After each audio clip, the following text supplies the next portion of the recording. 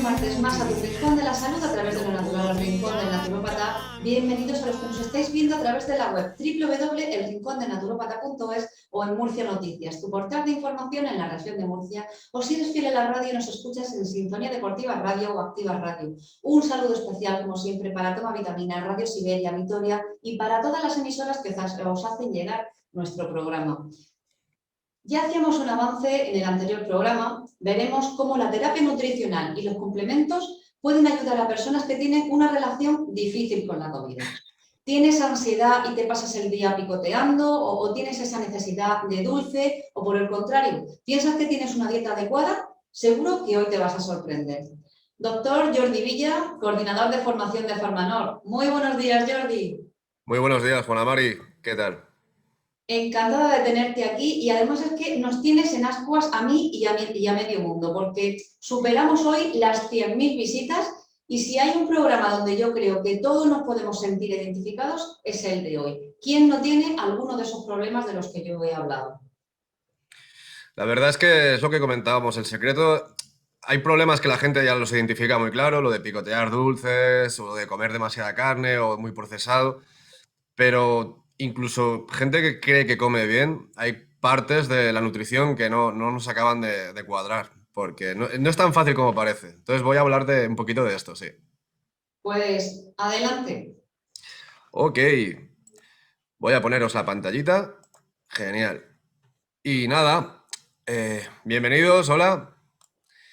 Hoy vamos a hablar de cómo la terapia nutricional y los complementos benefician a aquellas personas que tienen una relación difícil con la comida. Antes de entrar en materia, vamos a ver dónde estamos. Esto es información fresquita, fresquita. Bueno, no de cómo está la situación en España. Y es que la mitad de los españoles se preocupa por llevar una dieta más sana. La verdad es que ha habido un incremento en la percepción de vigilar lo que comes, mejorar la manera el tipo de comida que ingerimos. Pero a pesar de que hay un incremento de la percepción y del autocuidado, sigue siendo bastante complicado llegar a tener una buena dieta, una dieta sana, porque al final solo un tercio de los españoles consigue llevar lo que se considera una dieta realmente sana. De hecho, por lo contrario, solamente un 32% de la gente lleva una dieta relativamente sana. ¿Ok? ¿Por qué pasa esto? ¿Por qué cada vez estamos más preocupados con lo que comemos y a pesar de ello nos cuesta conseguir una dieta realmente sana? Pues para muestra un botón, esto es una leche de estas de almendra, ¿vale? Y esto es los ingredientes que están en la botella y vais a ver que hay un 2% de almendra. ¿Vale? Hay más azúcar que almendra en este tipo de leche, ¿vale? No digo que todas sean igual, pero sí que a veces pasa que nos pensamos que algo es mejor o más sano porque el packaging parece que tenga más calidad o que realmente sea una leche de almendra y realmente la leche de almendra pues puede ser que tenga menos cantidad de almendra de la que nos pensamos. No ayuda mucho los sistemas que están actuales para tener un poco claro si es más sano una cosa que la otra. Esto es es nuevo, se llama el Nutri-Score, que va a ser una manera como un semáforo, ¿vale? Para poder distinguir si algo es sano o no es tan sano, ¿vale? Lo mejor sería la letra A, que está en verde, y lo que sería menos sano sería la letra E, que está en rojo. Entonces sería como pues intentar consumir diariamente alimentos que están en la categoría A e intentar espaciar lo máximo posible los alimentos que están en la categoría E. Así visto, dices, hombre, pues es algo muy visual y muy correcto. El problema es que a veces el algoritmo para calcular el valor nutritivo de ciertos alimentos no acaba de estar bien calibrado. Y aquí os pongo otra muestra importante, y es que según el Nutri-Score, la Coca-Cola cero está en el B y el aceite de oliva extra virgen está en el D. ¿Vale? Que sobre todo en España, esto es una medida a nivel europeo, pero aquí en España han saltado las alarmas con el tema del aceite, porque sí que es verdad que tiene grasas, pero no es lo mismo tampoco, no se tiene en cuenta en este Nutri-Score, por ejemplo, la cantidad que se ingiere. Tú te bebes una lata de Coca-Cola y son 333 mililitros. No te bebes 333 mililitros de aceite al día. Es una barbaridad de aceite. Entonces, el problema que tienen algunas veces es que no solamente es la calidad del producto, sino la manera en que lo ingerimos. Si tomamos mucho, si tomamos poco. todo varía bastante. Entonces, ¿qué pasa? Pues que tenemos poco un batiburrillo de nociones de lo que es sano, lo que no es sano, la cantidad y tal, y no hay unas herramientas actualmente, a pesar de que esto se está intentando hacer para que sea muy claro, sigue siendo un poco raro, difícil de calibrar si algo está bien, si algo está mal. Y además con una cantidad de opciones que tenemos últimamente en el mercado brutales de todo tipo de alimentos, ecos, lo que sea. ¿Vale? Vamos a hacer una radiografía de cómo somos. Un 16% de los españoles come carne menos de 5 veces al mes. ¿Vale? Luego ya veremos con un 2% de vegetarianos y un 1% de veganos. Yo cuando recopilé la información me ha parecido incluso, pensaba que había más veganos y más vegetarianos, porque se habla muchísimo de la dieta vegetariana, de la dieta vegana, pero de momento, por lo que se ve en España, tenemos un 2% de vegetarianos y un 1% de veganos. Un 8% nunca come pescado. Y ojito porque no somos el peor país, ¿eh? Somos un país que come mucho pescado. Bueno, son dieta mediterránea, es más de comer pescado que otras dietas. Pero a pesar de eso, seguimos teniendo un 8%, ¿vale? De población que no toca el pescado. Y 1 de cada 10 come bollería todos los días, ¿vale? Son datos curiosos que tenemos de cómo está la población. ¿Qué pasa con este dato? Un 16% come carne menos de 5 veces al mes. Ya, eso quiere decir que el resto come un montón de carne, ¿vale? Hay un consumo en España de mínimo, de media 50 gramos de carne al día. ¿Ok? 50 gramos, pues si os hacéis una idea, pues las hamburguesas típicas son de 35, 40 gramos. Las grandes son de 50.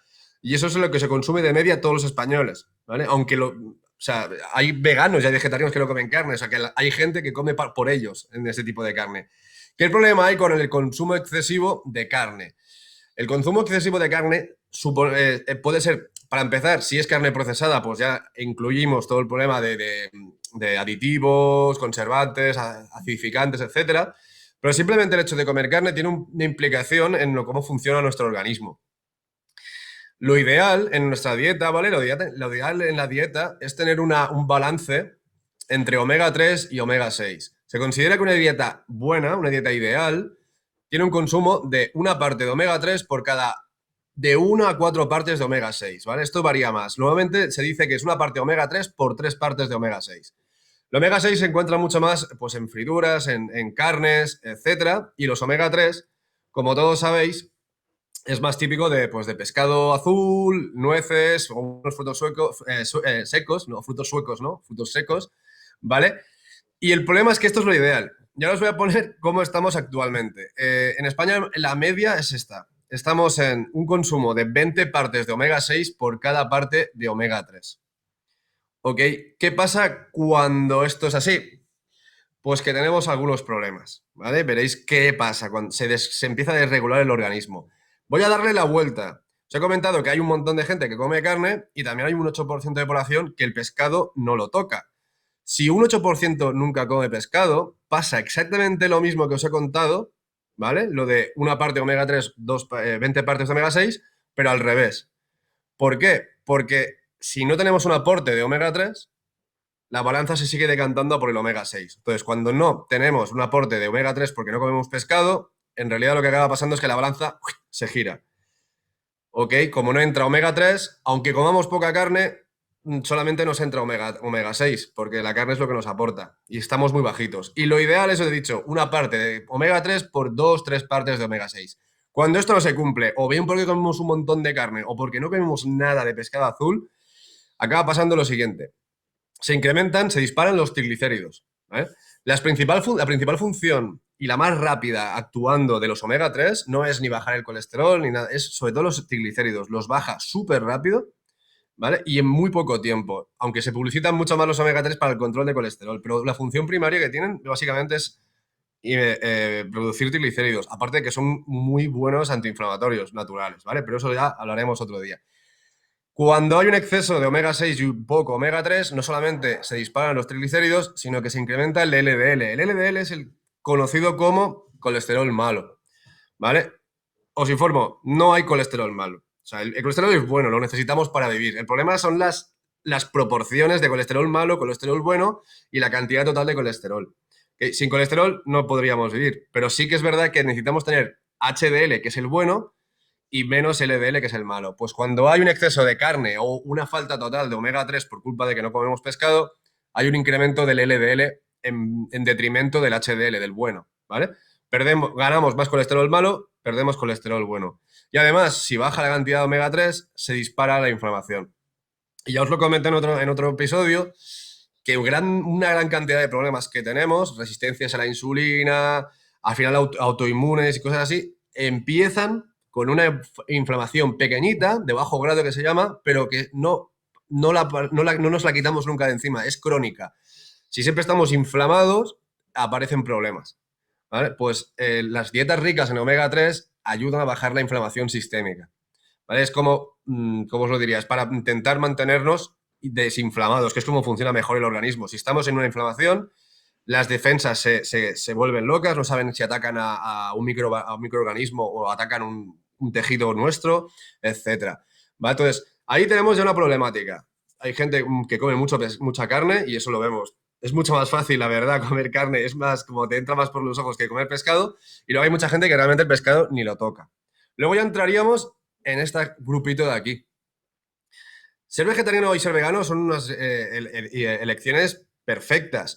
El problema es que a veces no tenemos en cuenta que necesitaríamos algún aporte extra para para mejorar la nutrición de este tipo de pacientes o de personas. ¿Por qué? Porque en general, y en esta hablaremos de que es más o sea, el déficit es más potente en veganos que en vegetarianos, porque los vegetarianos aún tienen acceso a algunos alimentos de origen animal. Pero, por ejemplo, y eso lo sabéis, si eres vegetariano o vegano, lo sabes seguro, la vitamina B12, que es esencial para nuestro organismo, no la podemos obtener de ninguna fuente, nosotros no lo podemos fabricar y lo necesitamos de fuentes exteriores. Problema, no hay a día de hoy, porque sí que he escuchado que se ha encontrado la manera de generar vitamina B12 de forma de origen vegetal, pero aún no lo he visto. A día de hoy no hay ninguna fuente vegetal que nos dé vitamina B12. Eso implica que la gente que es vegana debe suplementarse con vitamina B12, porque si no, a la larga entramos en problemas graves de anemia, etcétera, ¿vale? No se nota rápidamente que te quedas sin B12 porque tenemos depósitos de B12 para 2, 3 años casi. Entonces, cuando empieza el problema es cuando ya llevamos mucho tiempo en la dieta vegana y nos vamos quedando secos de vitamina B12. Pero pasa algo parecido con la vitamina B2. Las fuentes vegetales son escasas. En omega 3 es curioso, y es que sí que hay omega 3 de origen vegetal, pero tenemos un problema, es que a nuestro organismo le cuesta muchísimo, o sea, tiene una conversión muy baja del alfa-lilolénico. Entonces, comemos omega 3 de origen vegetal, pero ese omega 3 de origen vegetal nos cuesta un montón convertirlo en un omega 3 que podamos utilizar. Es un problema muy común. Bueno, yo como fuentes ricas de omegas. Ya, pero el problema es que nuestro cuerpo, si el omega 3 viene de origen vegetal, lo trata diferente que si viene de origen, por ejemplo, del pescado, de un salmón. El hierro. El hierro. Las lentejas toda la vida me habían dicho a mí que las lentejas tienen hierro. Come hierro que tiene lentejas. Vale, pues resulta que las lentejas tienen un montón de hierro, pero es un hierro que entra y la gran mayoría, tal y como entra, se va. No los podemos asimilar. ¿Vale? Nosotros nuevamente asimilamos mucho mejor el hierro hemo. ¿Qué es el hierro hemo? El hierro que está ligado con grupos de hemoglobina. ¿Vale? Pues sería pues la hemoglobina, nosotros en nuestra sangre tenemos hemoglobina, pues básicamente es eso. Si consumimos hierro que está ligado orgánicamente a hemoglobina, conseguimos una absorción mucho mejor. ¿Qué pasa? Pues que el hierro hemo se encuentra principalmente en tejidos irrigados con sangre y eso sobre todo es músculo, que son animales en general. Ese es el problema que tenemos. Y el zinc también es un nutriente que tiene muy poca aparición en fuentes vegetales, ¿vale? Hay muy poca cantidad en fuentes vegetales. De hecho, aunque no seas vegetariano ni seas vegano, es muy probable que tengas bajos niveles de zinc. La última estudio poblacional de nutrición que hemos visto, creo que da un 80, ahora no me acuerdo si es un 81 o 82, pero un 81-82% de la población española está en riesgo de tomar menos zinc del que debería. Es algo alucinante, porque yo pensaba que serían otro tipo de minerales. Pues se ve que la vitamina D es la más deficitaria de vitaminas y de minerales es el zinc. ¿Vale? O sea, incluso si ya sin ser vegano o vegetariano hay mucha gente con pocos niveles de zinc, siendo vegetariano o vegano es muy probable que ya tengas seguramente niveles bajísimos de zinc. Y es vital el zinc para mantener un buen sistema inmunitario, para mantener un buen estado de la piel, etc. ¿Ok? Pero no solamente acaba ahí, no es un tema ya de dietas. También hay gente que puede tener una dieta perfecta, perfecta, perfecta, pero tiene un problema. Y ese problema se llama inhibidores de la bomba de protones. Para que os hagáis una idea, ¿qué es el inhibidor de la bomba de protones? La gente lo reconoce como el nombre comercial, que es el omeprazol. ¿Vale? El omeprazol no es un protector de estómago. Eso es una concepción errónea. El omeprazol no es un protector de estómago. El omeprazol es un inhibidor de la bomba de protones. ¿Qué es eso de la bomba de protones? Son las bombas, por así decirlo, que nos ayudan a fabricar el ácido de nuestro estómago, el ácido clorhídrico que tenemos en el estómago. ¿Vale? Entonces, cuando tomas omeprazol, lo que se consigue es que no sea tan ácido el contenido de nuestro estómago. Entonces, nos reduce la acidez y si tienes problemas de úlcera o de reflujo, pues cuando te sube el reflujo no es tan ácido, no daña tanto. El problema es que se ha disparado la cantidad de omeprazol o de inhibidores de la bomba de protones que se están recetando. Ha habido un incremento en los últimos 10 años de un 300%. ¿Vale? O sea, se ha disparado la cantidad de gente que toma omeprazol. Y el problema está en el siguiente. A que no os haces una idea de la cantidad de ácido que producimos al día en nuestro estómago. Es una barbaridad. Producimos aproximadamente 2 litros de ácido clorhídrico al día. Porque lo necesitamos ¿para qué? Para poder digerir los alimentos. ¿Mm? Y hay mucha gente que lo toma de forma crónica, aunque ya, yo lo he visto en muchos centros de salud, ya se recomienda que si tomas de forma crónica, vayas a hablar con tu médico para que te haga una pauta de vez en cuando dejar de tomarlo para poder tener una correcta absorción intestinal. ¿Por qué? Porque si nuestro estómago no tiene la acidez adecuada, es incapaz de romper los enlaces de nuestros alimentos para que luego en el intestino se puedan absorber los nutrientes. De hecho, la vitamina B12, que entra a través de la comida, sobre todo comida de origen animal, si tomas omeprazol o cualquier inhibidor de bomba de protones, es que no la absorbes. Lo mismo pasa con el magnesio. No somos capaces de sacar el magnesio de la comida y tenemos bajos niveles de magnesio y de otras sales.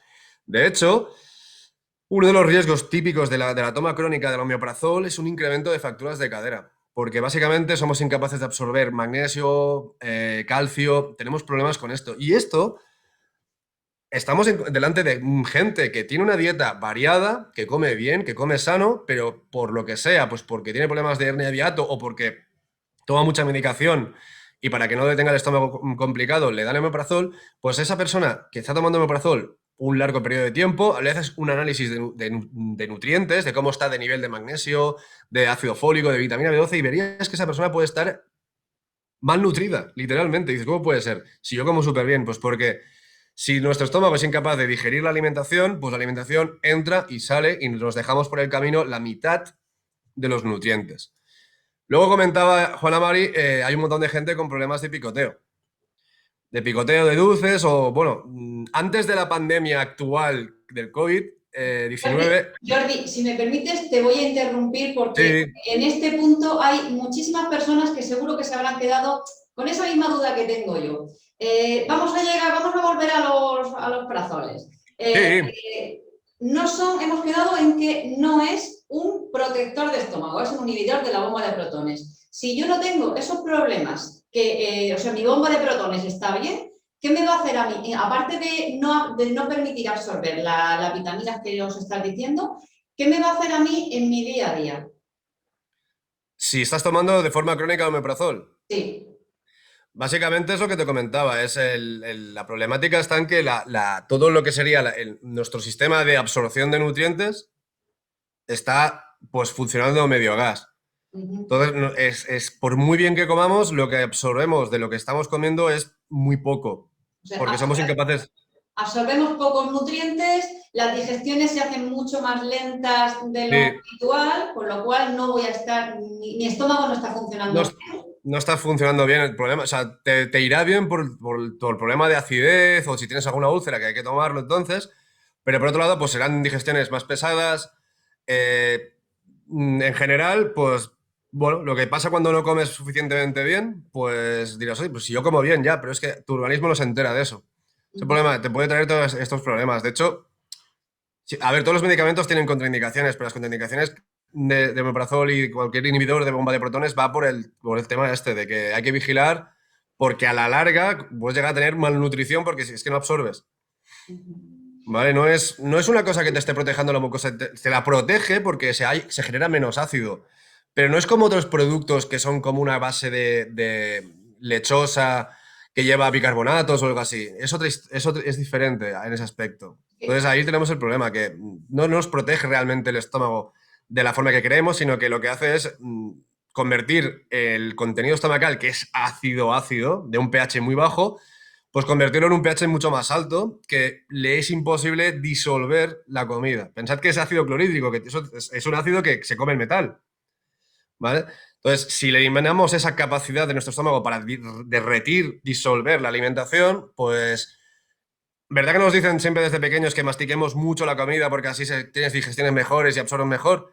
Pues por muy bicho que mastiques y luego el estómago, que es el gran masticador, por así decirlo, de la comida, está de vacaciones, no tiene suficiente potencia, no digerimos suficientemente bien. Para los que ahora mismo estamos a primeros de junio preparándonos Operación Bikini, muchos hemos recurrido a dietas, a nutricionistas para bajar peso. La típica dieta o no, o me la pongo yo sola, porque yo creo que yo ya sé, con todas las revistas que leo, con el Google, y me dedico a comer ensalada, verdura y carne a la plancha y la pechuga o el jamón cocido envasado. ¿Esa es mi dieta sana, mi dieta ideal, Jordi? No, la verdad es que las dietas, la dieta sana es una dieta, para empezar, que es de largo periodo, por así decirlo. O sea, una dieta que solo lo haces durante un mes o 2 meses, por muy sana que sea, ya no es muy sana, porque no es una dieta realmente, sino no es una costumbre, es simplemente que tú te has impuesto algo. Lo que puedes hacer ahí sí que perderás peso, pero también puedes convertir, por ejemplo, en esto pasa mucho lo del yo-yo que se dice, es básicamente que tu cuerpo, si tú le quitas. Nuestro cuerpo está muy preparado para pasar hambre, porque como especie, durante muchos miles de años, hemos estado siempre al límite de pasar hambre. Entonces, cuando nuestro cuerpo detecta que bajan los nutrientes, bajan las calorías, es lo que dicen que se convierte en. Nuestro metabolismo se convierte en ahorrador. Es decir, coge todo lo que puede e intenta gastar lo menos posible. Si estamos en una dieta muy restrictiva, de golpe, nuestro cuerpo dice, vaya, aquí ha pasado algo, nos estamos quedando sin comida, vamos a ahorrar todo lo posible, ¿vale? Y tú vas perdiendo peso, pero a la que recuperas la dieta normal, ¿qué pasa? Que has conseguido que tu cuerpo absorba todo lo que pueda. Entonces, cuando vuelves a tener una dieta normal, absorbes mucho más de lo que absorbías al inicio. Entonces, ese es el yo-yo. La vuelta a ganar peso, porque absorbes lo que encuentras. Ese es el problema. Las dietas buenas son básicamente hábitos adquiridos de manera natural, que poco a poco vamos cogiendo el hábito y vamos pues eliminando comidas procesadas, poco sanas, incluyendo alimentación más verdura, frutas, al final es un hábito. Si tú te acostumbras poco a poco a cenar verdura, poco a poco llegará un día que habrá un día que no te apetecerá ya cenar, yo qué sé, pizza, ¿vale?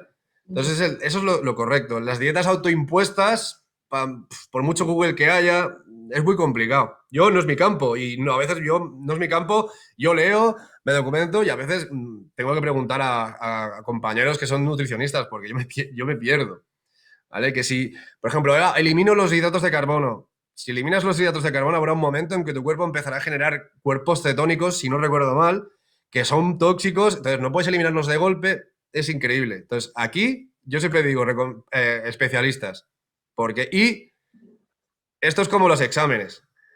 Si lo mejor para aprobar es estudiar durante, no el día antes, sino un mes, 2 meses antes. Lo mejor para llegar bien al verano es empezar en Navidad.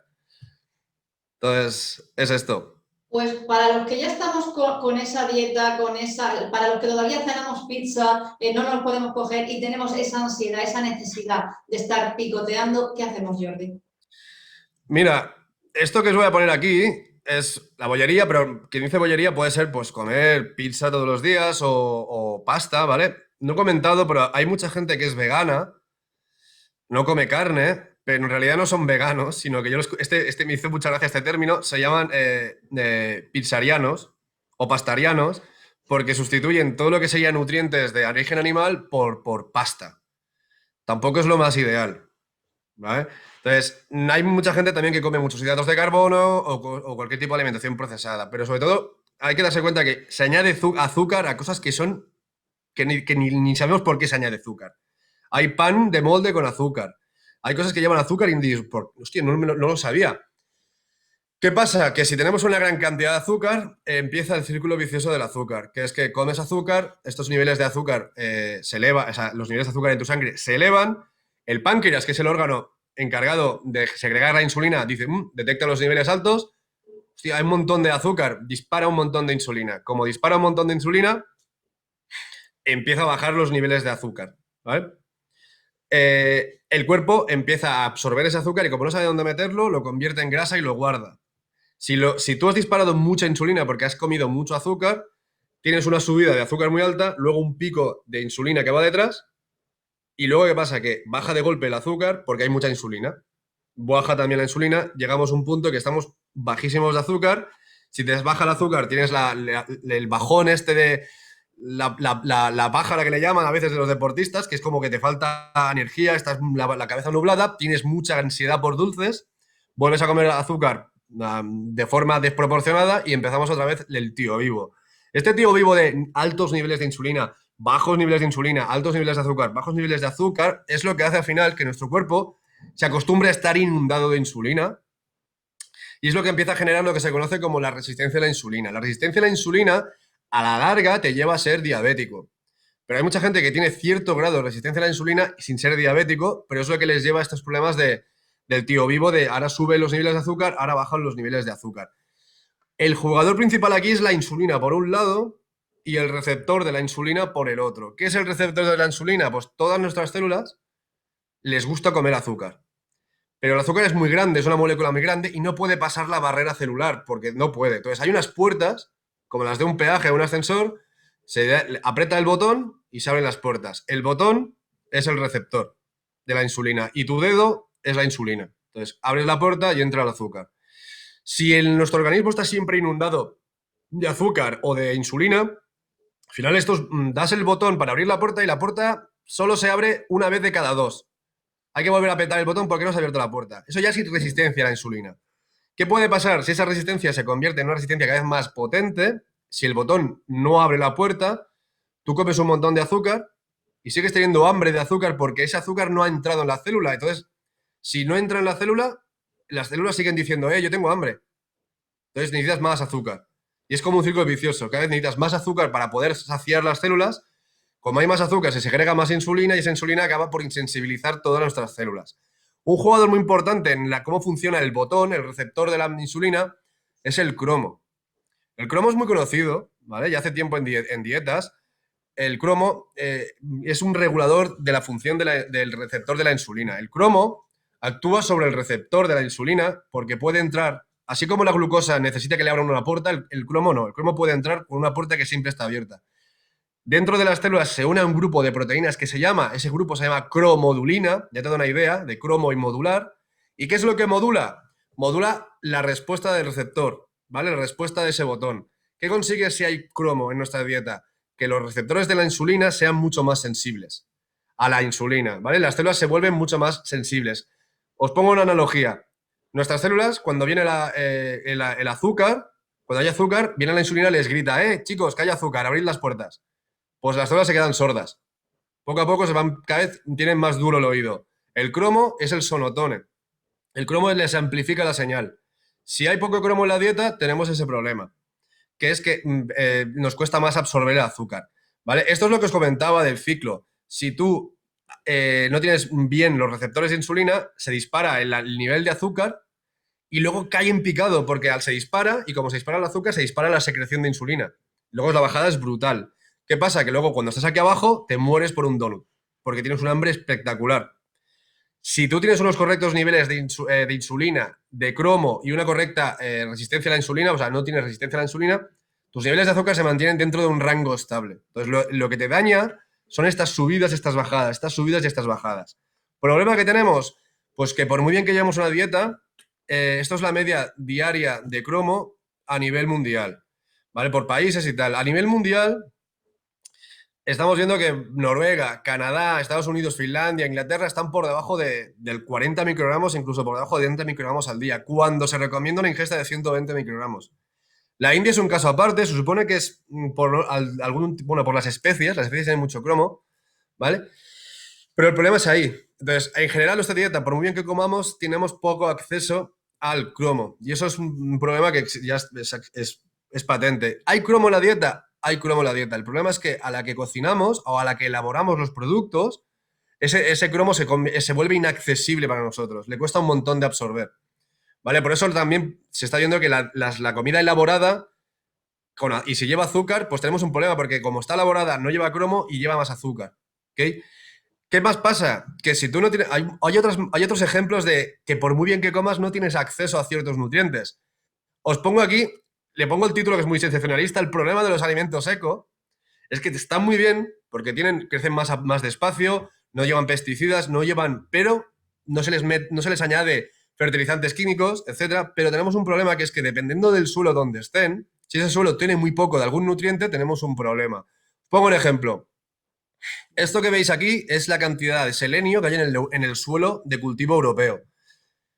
El rojo es malo y vemos que el rojo arrasa. Hay muy poco y eso pasa sobre todo en Europa. Es un continente muy pobre en selenio. Entonces, si yo cultivo plantas de forma natural en un terreno, tiene muchos números de que si no le añado selenio de forma artificial, no tengamos suficiente selenio en la comida. Y eso pasa en muchos sitios. De hecho, Finlandia fertiliza de forma obligatoria con selenio los campos de cultivo para aumentar la cantidad de selenio, porque los países del norte tienen muy poca ingesta de selenio en general. El problema de todo esto también, lo que os comentaba, la absorción. No es lo mismo un cromo inorgánico que un cromo orgánico. No es lo mismo un selenio metálico que un selenio en forma de proteína. Y eso es muy importante. No solamente en lo que comas, sino en la forma en que está lo que te comes. Es lo que le llaman la biodisponibilidad. ¿Qué es la biodisponibilidad? La capacidad de absorber ese nutriente. Un nutriente muy biodisponible lo podemos absorber rápidamente. Un nutriente en una forma no biodisponible no lo podemos absorber. Pongo un ejemplo. ¿Qué veis? Vitaminas. Hay vitaminas que son naturales y otras sintéticas. Las naturales absorben mucho mejor. Y los minerales siempre es mejor en sales orgánicas. Por ejemplo, ligados a proteínas. Por ejemplo, el selenio se liga a la metionina, que es un aminoácido normal. Pues hay aminoácidos que llevan selenio, se llaman selenometioninas. ¿Vale? El cromo se puede ligar a la cromocisteína, etcétera. Esto pasa, por ejemplo, para que veáis una diferencia. Esto es la diferencia entre el cromo inorgánico, que sería pues, picoleata de cromo, querato de cromo, y la absorción del cromo orgánico. La absorción del cromo orgánico se dispara, y eso pasa para el cromo, para el selenio, para un montón de minerales. Las sales orgánicas de los minerales suelen tener mucha mejor absorción que las sales inorgánicas. O sea que, si alguien cree, ¿vale? Luego lo veré, hablo de siempre, que os lo comento, pero si alguien cree que su dieta puede tener algún déficit, no solamente vale coger lo primero que encuentras y tomártelo, sino que hay que preguntar, preguntar a especialistas y saber cómo funcionan, porque tú puedes estar tomando, por ejemplo, una sal de magnesio que es cero biodisponible y lo único que vas a conseguir es que sea laxante. No que te dé magnesio y lo utilice tu cuerpo, sino que simplemente te hará ir al baño mucho más a menudo, porque no se absorbe bien. Entonces hay que preguntar, siempre lo que comentaba, yo soy doctor en genética, pero cuando tengo dudas pregunto igual, porque hay cosas que tampoco controlo, y es lo que siempre decimos aquí, en este programa, que es que siempre hay que consultar al especialista y siempre hay que saber lo que estamos tomando. Ahí veis la diferencia. Pues ese mensaje que nos deja Jordi, si eres usuario, acude a tu médico naturópata, siempre a los profesionales. Si eres profesional y tienes dudas, contacta con Farmanor, con el mail que te dejamos aquí, desde donde Jordi te va a solucionar las dudas que tengas, que ya te digo yo que me las soluciona a mí siempre. Siempre está ahí. Jordi, de verdad, yo ya decía que este era un programa que nos íbamos a incluir, a sentir todos incluidos. Yo que pensaba que tenía una dieta perfecta, me doy cuenta de que no, de que me siguen faltando nutrientes, de que sigo teniendo problemas y como yo creo que la mitad del mundo. Por no A decir ver, mucho más. no hay que entrar en el alarmismo ni volvernos locos, simplemente con una dieta bien equilibrada, ¿vale? Que puede faltarte algo, pero siempre hay tomar las cosas con tranquilidad. No vayamos ahora a cambiarlo todo. Y siempre es lo que comento, con un especialista, porque a veces creemos que vamos por un camino y en realidad eso nos lleva a otro sitio distinto. ¿Va? Pues lo veremos esto y más en el próximo programa. Muchísimas gracias, Jordi. Gracias a ti. ¿Adelantamos algo ya? Bueno, mira, yo te voy a hacer un pequeño spoiler para nuestros oyentes. En los próximos programas vamos a hablar de síndrome post-COVID, cosas que se están actualizando, que se están viendo ahora mismo, rigurosa actualidad.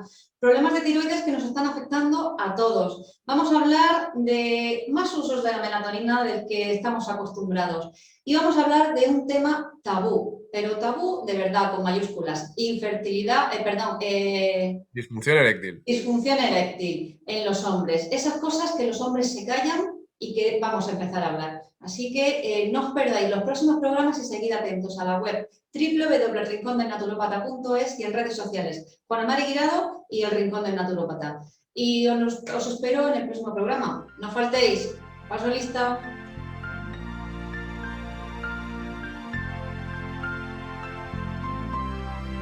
Sin ti no podría caminar, no podría imaginar.